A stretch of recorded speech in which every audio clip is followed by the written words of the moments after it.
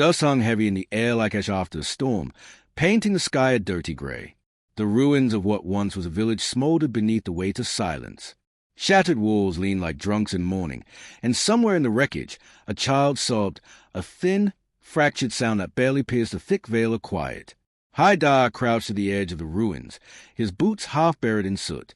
He hadn't spoken in 2 days. Words had long since lost their power.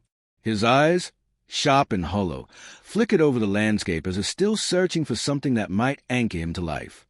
In his left hand, he held a worn pendant engraved with calligraphy, **YLE****, its metal blackened but unbent. It was all that remained of his son. Once, Haidar was known along the southern border as the ghost of Kana, a resistance fighter whose name echoed like thunder through radio waves and enemy reports. But that was before the airstrike, before the silence swallowed everything. A crumbling minaret stood like a broken tooth against the sky. Its base shattered, the call to prayer lost mid-echo weeks ago. He stood beneath it now, listening, not for God, but for ghosts. His son's laughter had lived in these streets. His wife's hands had once hung laundry here. Their absence had a shape. It pressed against his ribs every time he breathed. A sound stirred behind him, gravel shifting, soft and cautious. Haidar didn't tone. His hand flexed, brushing the grip of the knife tucked beneath his coat. A boy stepped into view. Thin, soot-covered, no older than 11. His shirt clung to his frame in ash-streaked tatters. He carried something in his arms, clutched close like a secret. Haidar narrowed his eyes. "You're not from here." The boy shook his head. "Maroon Raz. Too far to walk." The boy didn't answer. Instead, he stepped forward and gently laid his bundle on a slab of stone. It was a bird, an eagle, its wings scorched, one talon twisted unnaturally.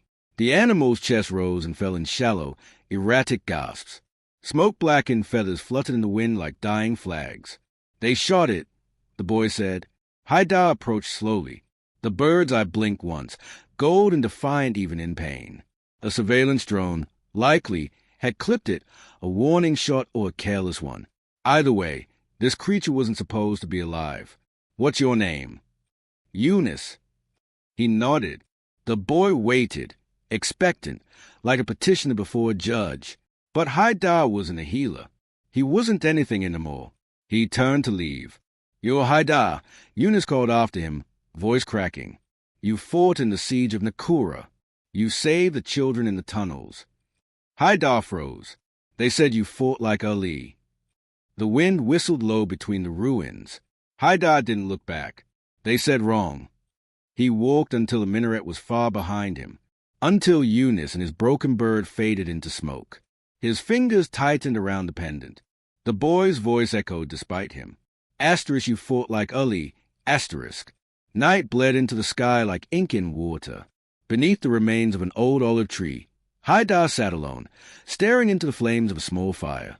The eagle had died before sunset. He'd seen the moment its breathing stopped, felt the boy's silent grief like a ripple through still water. And yet Younis hadn't cried. Not once. He'd buried the bird beneath stones with his own hands. What kind of child does that? Haidar wondered. What kind of world forges such silence? Sleep came reluctantly. When it did, it was filled with sand-colored corridors and a heavy blade. In his dreams, Haidar stood in an ancient battlefield, Zulfikar in hand, surrounded by faceless enemies. And just beyond the chaos, his son stood in sunlight, untouched, reaching, smiling. When he awoke, the fire was out. A soft thud came from the base of the olive tree. He opened one eye. Younis sat cross-legged, fiddling with a rusted old radio. "Still here?"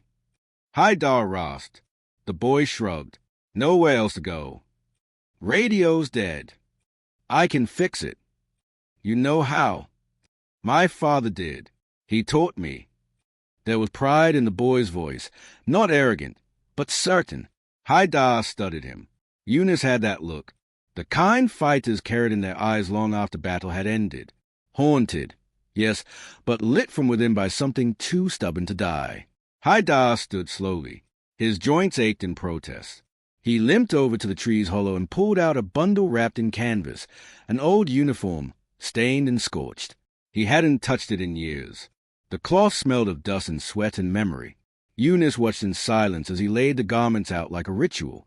Haidar knelt before the pendant, placing it atop the fabric.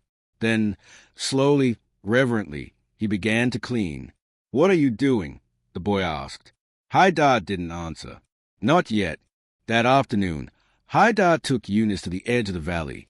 He showed him how to listen, really listen, for drone hums beyond the wind, how to count the seconds between pings, how to blend into shadow. "Why me?" Younis asked at one point. Haidar paused. The boy stood beside him, too thin, too small for this war, but already carrying its weight. "Because you stayed." They trained until dusk. On the third night, Younis found a worn scarf in Haidar's pack. Green, frayed at the edges, embroidered with calligraphy. He traced the letters with cautious fingers. "Ali ibn Abi Talib," he whispered. He didn't ask for wars, Haidar said behind him, but he never turned from them. Was he strong? Stronger than anyone, but he was also merciful. That's harder. They buried the eagle at dawn. No words, just silence and earth. When it was done, Younis placed a single feather on the grave. Then he looked up at Haidar. "What now?" Haidar didn't answer right away. He stared toward the horizon, toward the rising smoke from the next village, where rumors whispered of mass arrests and silent disappearances. He'd heard of Israeli troop movement, of villages marked for erasure, but something else stirred in him now. Not rage, not revenge. A steady, building clarity, like waking from a long fever. He reached down and picked up the pendant, placed it around his neck. "We go," he said finally. "Where?" Haidar met the boy's gaze. "Where the next scream will come from." Younis smiled then, small and fierce. Together, they walked into the smoke. The sky cracked with a muted rumble as dust folded over the valley, painting everything in bruised shades of purple and rust. Beneath the broken frame of a collapsed barn, Haidar moved like a shadow, showing Younis how to disassemble and reassemble a battered Kalashnikov in the dark. The boy's fingers trembled at first, but his eyes remained sharp, watching, absorbing, copying. "Breathe through the motion," Haidar murmured. "Speed will come. For now, be precise." Younis nodded without speaking, his jaw set with quiet determination. The rifle clicked back into place. Not flawless, but no longer clumsy. They had spent the last 5 days in transit, slipping through the veins of the wounded land. Burnt-out villages, orchards twisted with artillery scars, half-whispered checkpoints. This was the path of the forgotten, where maps ended and fear lingered like dust. But along the way, people had begun to take notice. A silent man with haunted eyes and a boy who moved like someone twice his age. In abandoned homes and prayer-ruined masjids, their names returned like a ghost story told in reverent hush. That night, beside a small fire hemmed in by stones, an old voice broke the silence. "You still don't know how to be invisible, Haidar." Haidar turned sharply. A figure emerged from the dak, a man wrapped in a brown wool cloak, leaning heavily on a carved cane. His beard was white, thick, and clean despite the ruin around him. Blind eyes, clouded but searching, settled on Haidar's face. "Sheikh Musa," Haidar said, not as greeting but as fact. The old man's lips twitched into a smile. "They said you were dead. I told them Allah's lines don't fall without leaving claw marks." Younis stood uncertainly, gripping a cooking pot like a shield. Musa nodded toward him. "And this cub?" Haidar gestured for the boy to sit. "Younis. He survived Maroon al-Raz. Then is already older than most men." They sat in a rough triangle around the fire. Sparks danced up toward the stars like prayers too restless to rest. Musa produced a small leather pouch from beneath his cloak and handed it to Haidar. "What's this?" Haidar asked. "Information," Musa said, "from a network that no longer exists. Intel scraped from a down comms post 3 days ago." Inside were 2 folded documents and a miniature drive. One of the pages was a terrain map marked with red notches. The other, a list of coordinates with timestamps. "They plan to raise the valley at dawn," Musa said quietly. "For villages, no evacuations. They'll say it was an accident, a misfire. Then they'll move on." Haidar studied the map. He recognized the layout. The closest village was less than 7 kilometers from where they sat today. Families still lived there, some too old or stubborn to flee. I don't have fighters, Haidar said. No supplies, no comms, no shelter. Musa's expression didn't change. You have the boy, and you have time. Time for what? To die well. No, Musa whispered. To teach them how to live. The fire cracked, and for a moment, no one spoke. Then Younis leaned forward, his voice small but steady. If we had more traps, we could stall them. Haidar raised a brow. Traps. From the tunnels, back in Maroon. My father used to build them. Musa chuckled. He learned fast. The idea began to grow like smoke in Haidar's mind, curling through doubt and memory. He remembered the hillside groves, the dried riverbeds, the goats' paths barely wide enough for men, each a narrow artery with potential to bleed their enemies dry. Not in open battle, but in ambush, in shadows. We don't stop them, Haidar said aloud.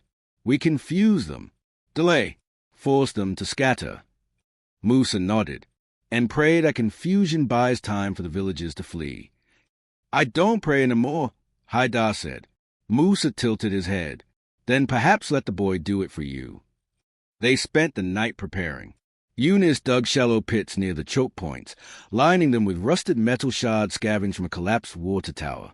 Haidar laid tripwires across the southern ridge and fashioned noisemakers from old cans and crushed glass. Musa mapped the patrol cycles using memory, matching it to the coordinates. There was no elegance in their preparation, only desperation and muscle and faith worn thin like an old blade. At dawn, the mist settled low over the valley like breath. Haidar crouched at the ridge, peering through binoculars that barely held focus. 6 armored transports, 4 jeeps, 1 drone. They're early, Younis whispered beside him. Always are. They waited. The first trap, small, almost pathetic, detonated beneath the lead jeep's front tire. The vehicle hissed and buckled sideways, smoke hissing from the undercarriage. Moments later, the second trap sent shrapnel into the legs of 2 soldiers crouching beside an olive tree. It wasn't chaos yet, but it was noise, enough to make the commander hesitate, enough to disrupt formation. The drone hovered uncertainly, then pulled back behind the ridge. From another flank, a small group of villagers emerged, led by an elderly woman carrying a white cloth. They ran, straight toward the tree line. Haidar's voice was calm and sharp. Now! Younis struck the second signal flare. It arced into the sky with a hiss and a burst of red. From behind a rusted truck, 2 teenagers sprinted out and guided the villagers into the caves. They'd rehearsed the route the night before. There was no guarantee all would survive. But it was more than hope now. It was motion. Gunfire cracked. Bullets split bark. Somewhere, Musa was reciting Qur'an from memory, his voice rising and falling like an incantation meant to keep the dark at bay. Haidar watched as one of the transports reversed, wheels spinning in the mud. The commander's hand gestures were frantic. He hadn't expected resistance. Certainly not from ghosts. By mid-morning, the attackers retreated, dragging their wounded. The drone buzzed once more overhead, then vanished like a disinterested god. The cost had been low. A few minor injuries. 1 elderly man grazed in the shoulder. But the village stood. Smoke drifted over the trees like incense. Younis sat with his knees pulled to his chest, face streaked with dust and sweat. Haidar sat beside him. Neither spoke for a long time. Eventually, Younis broke the silence. They'll come back, won't they? Yes. Stronger. Likely. Younis looked at him. Then what do we do? Haidar gazed out at the valley, now quiet but not empty. The villagers had started to return, cautiously. 1 man carried a broken water pipe on his shoulder, nodding at Haidar as he passed. He didn't smile. He didn't need to. We teach them, Haidar said softly. All of them. And then we wait for the next scream. Younis turned his gaze toward the sun as it rose over the hills, gold light slipping through the haze. Haidar placed a hand on his shoulder, rough, calloused, steady, not as a soldier, but as a beginning. The air trembled with a stillness too quiet to trust. Atop a hill overlooking the village, Haidar knelt behind a wall of stacked stone, his breathing measured, eyes fixed on the approaching dust trails. Heat shimmered over the valley, distorting shapes, but not intent. This wasn't a patrol or reconnaissance sweep. This was a full push. 12 vehicles, some armored, some not. One command van. The Israeli flag fluttered on its side, half faded by sun but no less bold. Haidar lowered the binoculars, his jaw tight. They're coming fast. Younis crouched beside him, face smudged with ash, hands wrapped in cloth strips from a repurposed prayer rug. He was taller now, or perhaps just standing straighter.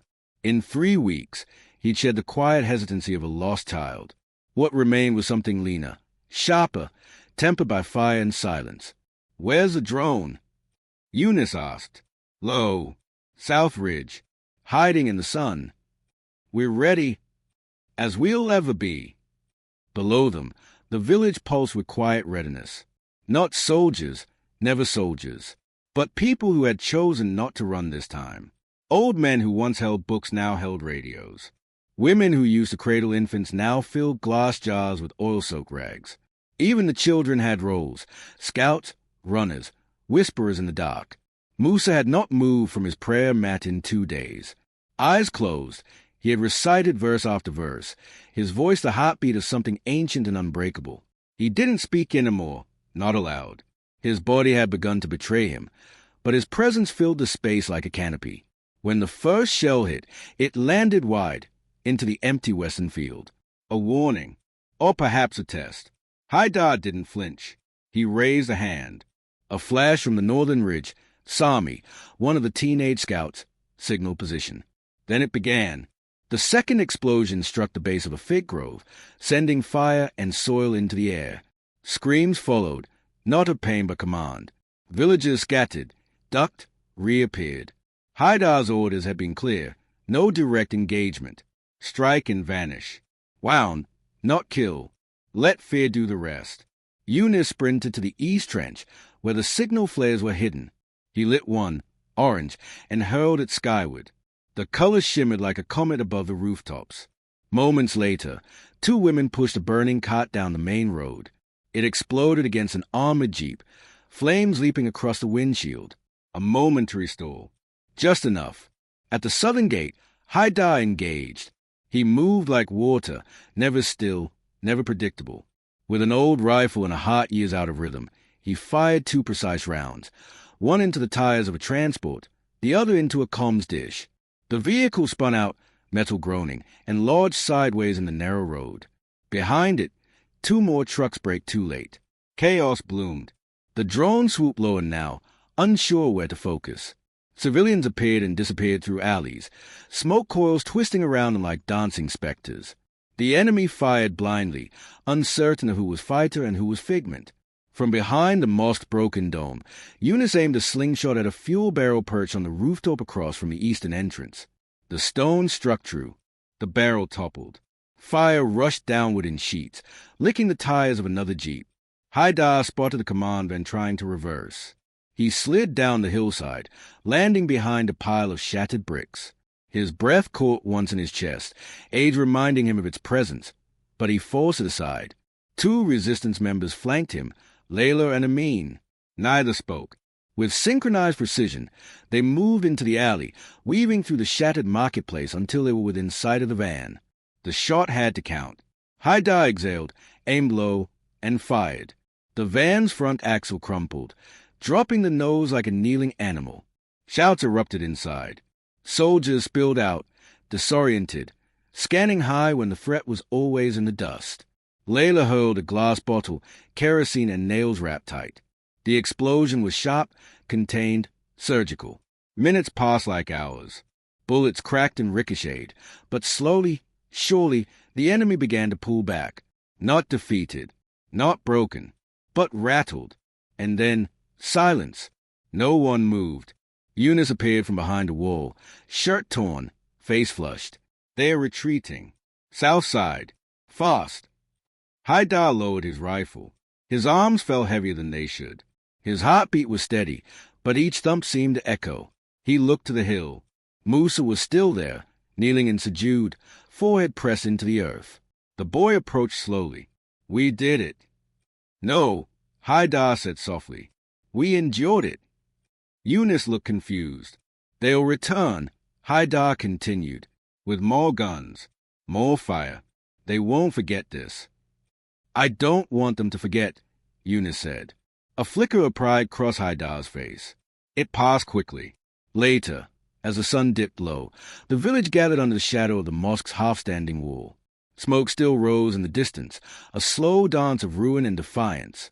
Injured were being tended. The dead, just two, were on it quietly, wrapped in cloth and prayer. Musa didn't move. Haidar approached him slowly, kneeling beside the old man's still body. His hand touched Musa's shoulder, gentle.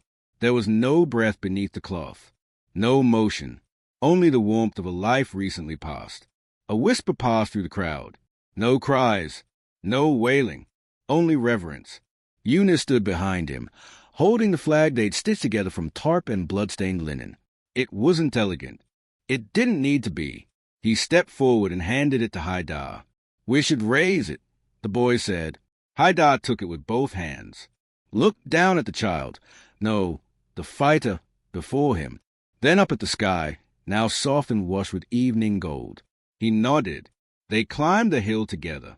No drums, no chants, only the whisper of wind through grass and the sound of people breathing.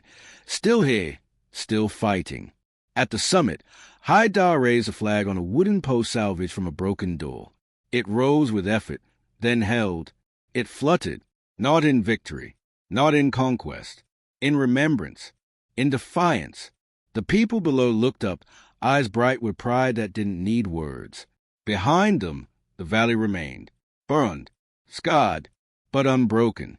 Haidar turned to Younis, placing the pendant around the boy's neck. The metal was warm. You are the roar now, he said. Younis met his gaze, silent, and smiled.